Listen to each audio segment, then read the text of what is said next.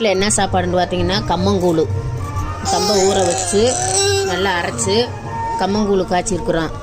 வெயிலுக்கு சூப்பராக இருக்கும். மோர் ஊற்றியும் கலந்து சாப்பிட்லாம், தயிர் ஊற்றி கலந்து சாப்பிட்லாம். அதுக்கு மாங்காய் ஊறுகாய். நாங்கள் வீட்டிலே செஞ்சோம். மாங்காயில் சூப்பராக இருக்கு பாருங்களேன். நல்லா டேஸ்ட்டாக நல்லா மிளகாத்தூள் போட்டு சூப்பராக செஞ்சுருக்குறோம். வாங்க எல்லோரும் சாப்பிடலாம். லைக் பண்ணுங்கள், ஷேர் பண்ணுங்கள், கமெண்ட் பண்ணுங்கள். தேங்க்யூ.